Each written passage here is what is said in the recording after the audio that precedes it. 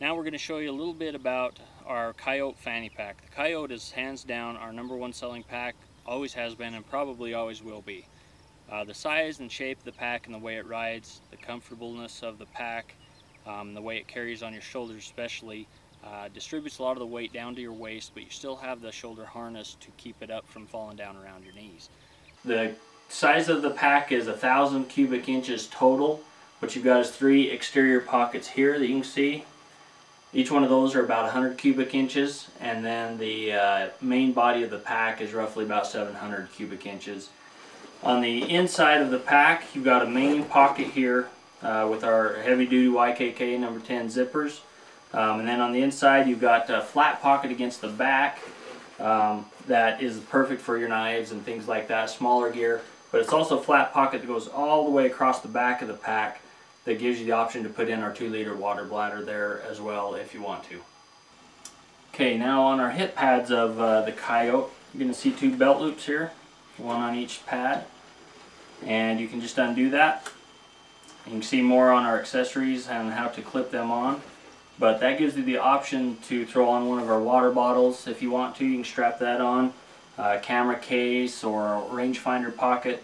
But we did it that way so that you're not stuck with something sewn permanently on there. You can add what you want to it, including something like a pistol or a knife if you want to. Also on top of the pack, you've got these 2 cargo straps here. You can see them up here on top of this pack a little better. You can add our stuff sack on the top of it as well. That gives you the option of adding a lot of room to your pack without a lot of expense going into it. Great place for bulky rain gear, raincoats, jackets, things like that as well. Okay, now we're going to show you how to adjust the back of the pack up or down. It allows you to drop the pack down where you need to while keeping the shoulder straps up where you want them to be. What you've got here is just an 1.5" webbing. I'm going to pop this out and loosen it so you can see just how it works. You can actually remove the shoulder straps completely if you want to and wear it just as a fanny pack. That's how you do the back section. But you want to have this tri-glide, it's called, right onto the webbing like that. Then run through this loop down here from the back against the body, away from the body into the front. And then you just simply run it up inside of this tri-ring again.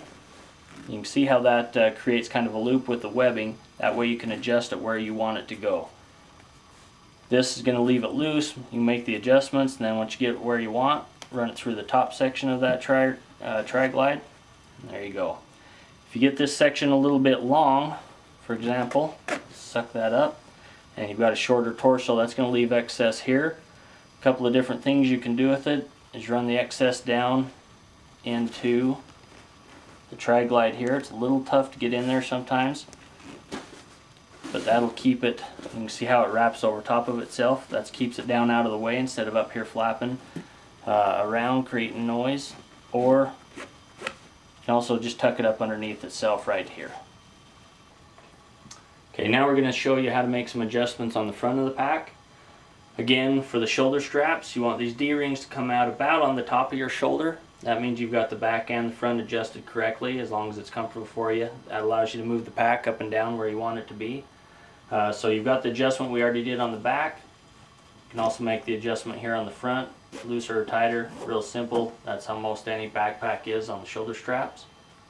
You've got your sternum strap here that has an adjustment here. Real simple way for you to adjust it up and down depending on your size and shape, length of your torso, and whatever you need to do to adjust it comfortably for you. So to get rid of that excess webbing, what we have is on the inside of this sternum slider here, you can see a slot. You simply take that excess, slide it, get it through the slot, and then once you get that in there, you'll grab it from the outside. You want to pull it underneath this webbing. That does, it just slides it underneath this webbing right here. You can see, getting it out of your way. Show you the difference here between this one and that one. Real simple fix, but that gets it out of the way so it doesn't affect your shot, especially as an archery hunter.